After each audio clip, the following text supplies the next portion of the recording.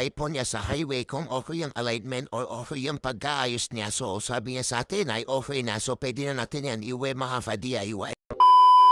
Maaga na ako naggising yan para mag-urong, para wala na akong urongan. Pagbala mga ka-DIY, pupunta pala tayo sa Malik para hunin ang ating sidecar na si Cardo ang ating motor. Mapagkatapos natin nag-aris sa kusina at naglinis-linis sa ating kitchen, dito naman tayo magwawalis sa ating workshop or yung ating pinaglalayban. Pagkatapos ko na natapos din sa kusina at nag-uro na at nagwaris-waris din. Nagwaris naman ako rito sa pinaglalayban namin dito sa mismong aming sala. Siyempre pagkatapos natin magdayos din sa sala at nagwaris-waris dito naman tayo sa terrace. Kasi itong terrace natin ay mga pusang nandito na natutulog. Pagkatapos natin maglinis din sa sala at saka sa terrace, pinisin ko na itong kasama ko para makapunta na kami sa pupuntahan namin. Siyempre, bago siya gumisi, nakaluto na ako ng kanin. Tsaka ulam at ilalagay ko na lang yan sa ating baunan. Siyempre, banay mahagap tsaka magang nagising. Yan pala si Marshall, mga ka-DIY, nagugutom na. Maga kasi kumakain yung mga yan para hindi natin maiwanan. Pag ginawa na natin gutom, eh wala na. Iiyak na nang iiyak yan. Oh, yeah.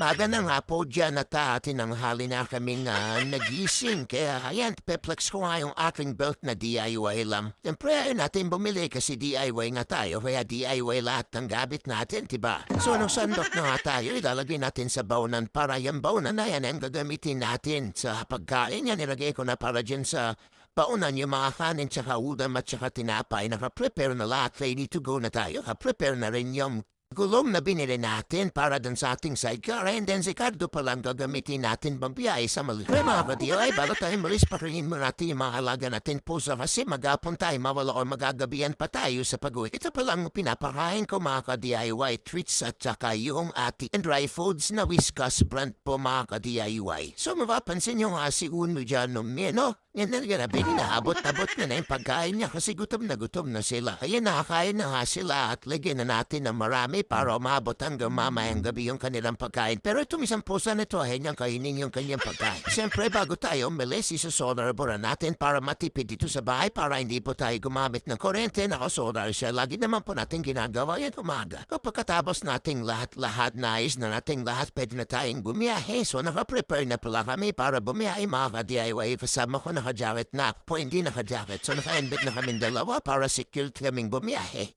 Let's go! So mga ka-DIY, nandito na pala kami sa crossing sa Kabatuan po, Isabela. Ito pala yung Kabatuan, tapos papuntang Kawayan, tapos papuntang Aurora. Ito po yung daanan na dinadaanan namin. So mga ka-DIY, pagkataas namin diban sa Kabatuan, siyempre dadaan na tayo sa Aurora. Ito pala yung pinakamahabang tulay na Aurora mga ka-DIY. Pag bagyo po, lubog puno yan mga ka-DIY. So yun na ka-DIY, welcome to Aurora na tayo mga ka-DIY. Siyempre madadanan natin ang pamilihan ng Aurora mga ka-DIY. Napakaluwang po ang pamilihan ng Aurora mga ka-DIY. Dito lang po yan sa Halong Highway. Siyempre pagkatapos ng bayan ng Aurora, ito naman pong bayan ng San Manuel. Napakaganda po dito sa bayan ng San Manuel kasi napakalinis mga ka-DIY. Siyempre mga ka-DIY, pagkatapos ng bayan ng San Manuel, dito naman tayo sa bayan ng Rojas City. Siyempre madadanan natin yung pinakamahabang tulay po ng Rojas. Napakaliwalos, napakaganda, napakahangin at saka napakaganda po ng pagkagawa mga ka-DIY. Yun mga ka-DIY, nandito rin tayo sa Manlig na mga ka-DIY. So tinatap natin yung ating kamit para sa pagbili po ng ating sidecar. So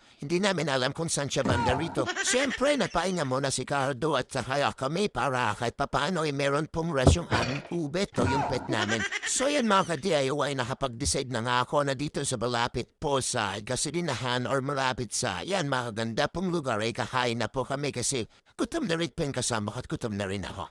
Siyempre, dito na kami kumain, ready na itong aking binaon na niluto ko kaninang umaga na dragon itlog at saka yung piniritong itlog mga ka-DIY at saka yung tinapay na with bread mga ka-DIY. Okay na yan. So pagkatapos na namin kumain mga ka-DIY, biyahe na kami at pupunta namin dun sa lugar po ng ating kamitat. So nandito na tayo mga ka-DIY sa lugar po ng meet up natin dito sa Santiago, Maligi, Savera, mga kapatid. So yan na pala yung ating kukunin mga ka-DIY na sidecar. Medyo old na siya pero mura-mura po nating napili, napakaganda parang. Ang maganda kasi sa sidecar nito mga ka-DIY ay sila na po ang mag-align at saka yung po magdadrive ay hindi po makabasa mga ka-DIY. Kaya gusto namin itong kunin. Pero kahit medyo meron siyang mga kalakalawang pero okay lang. Kasi talagang meron naman pong kalawang yung mga sidecar na yun kasi siyempre nga bakal sila, diba? Kaya nauladan sila na akalawa. So ready na po na isingkaw o ilagay na po pero bago pang isingkaw ay gagawin pa lang po yung mga class card niya at saka yung mga baka. Siyempre nagbutas sila para dun sa kanilang ilalagay mga ka-DIY. Medyo wala pong alam dyan sa paglalagay po ng gamit po ng mga ilalagay po dyan sa sidecar ko. Kaya binibidyo ko na lang po sila. Ang uda po palang ginawa dyan, tinanggal po yung carrier sa likod tapos tinanggal po yung box na truss. Meron po siyang ginagrinder dyan mga ka-DIY. Siyempre pagkatapos na inayos yung ating motor, inalagay naman po yung gulong dun sa rim para dun sa ating sidecar mga ka-DIY. Pero ang bata niya, yan po yung palang kanyang assistant mga boss. Promote na rin natin ang kanilang shop dito pala sa Malisi, Santiago, Mali, Isabela ay meron po silang shop mga ka-DIY. No? Napakaluwang at pwede po ay magpagawa ng mga sidecar.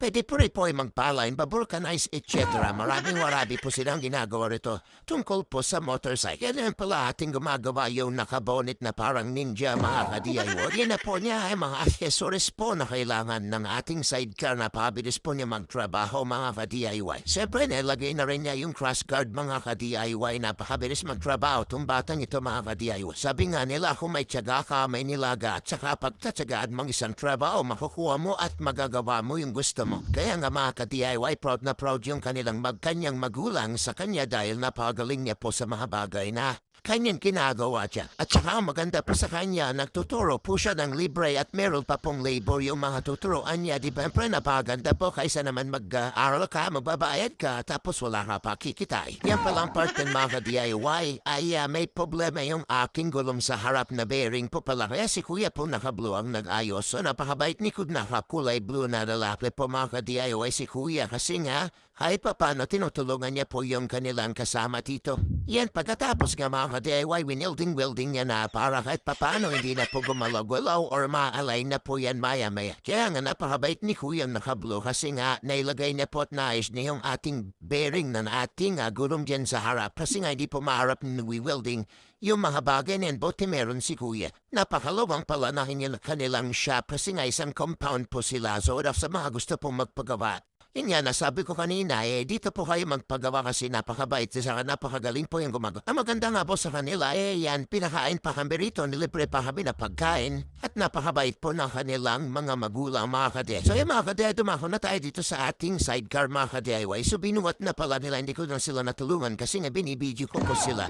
So tinetesting po nila kung okay or paano po yung pagkasingkaw po ng ating sutin na lang, mga ka-DIY. Maraming lalaki dito na nagbuhat kasi kung walang mga lalaki, katulad ko yung mga kasama nila, hindi po agad-agad ma-align po yung ating side. At pagkatapos nga, winilding-wielding na nila at tinignan po nila ang alignment at sinukat-sukat nila kasi nga tatanggalin ulit nila yung motor mga ka-DIY. Tatanggalin nila ulit yan para po ma-full weight nila. Yung kailangan po full weight dun sa mga bakar para kahit papano ay hindi po maasira yung ating motor or hindi po mainitan yung mga bakal niya at paid yung mga kulay ng ating motor kaya tatanggalin nila yan mga ka-DIY. So mula na dyan mga ka-DIY, yung bandang oras na yan o bandang yung ginagawa na mga ka-DIY or natapos na full with yung mga pakal po mga ka-DIY ng ating site. Tami nga mga ka-DIY, hindi aginta ng bagyo kung gusto mo talagang tapusin o gusto mo yung ginagawa mo at gusto mo maayos. Kaya na mga ka-DIY, okay na na-align na nila mabuti. At na-i-wielding na po na full with na po nila lahat ng kailangan full with.